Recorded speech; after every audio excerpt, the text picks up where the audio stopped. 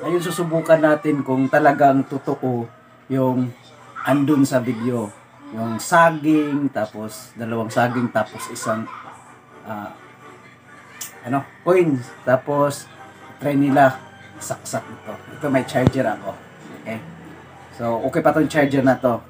So para masubukan natin yung charger, try muna natin. May kuryente ito. Kasi masyadong curious ako doon sa video. Okay, so try natin kung gagana ba yung cellphone natin sa kuryente. Okay yan, nag-charge siya. So itong dalawang saging at meron ako ditong merong piso. Merong 5 piso. Ayan, subukan natin talaga to. At merong 10 piso. Ang wala lang sa akin is 20 pesos. Hindi lang tayo nito binubulan ng mga ano ba yan? Ang hirap naman. Okay. Yan. Okay, yan na. Yung isa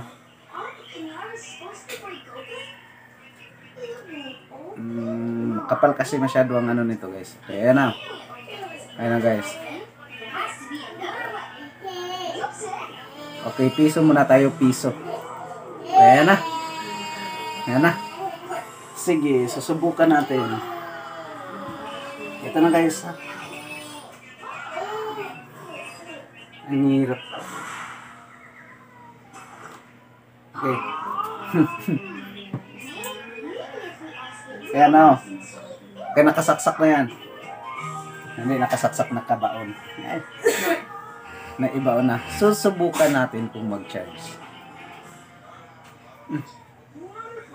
Bakit nag-charge sa kanila? Hindi naman dito.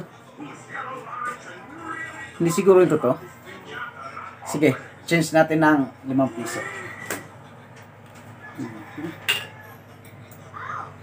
Yan, kunin natin to. 5 piso naman. Para hindi sayang yung experiment natin. Yan. Okay.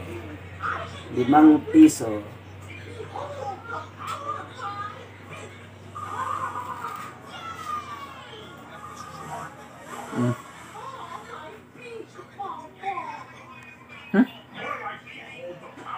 Wala naman. Wala. Ay nako. Parang ninalaroan lang tayo dito. Subukan natin itong 10 pesos. Kung gagana. Last.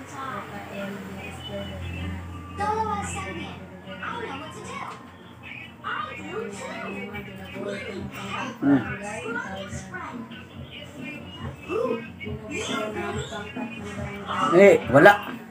Wala. So, butaw. Parang niluloko lang pala tayo dito. Pero hindi ko alam kung iba yung saging na gagamitin kong pulo. So, yun. Moment of truth. Wala pala.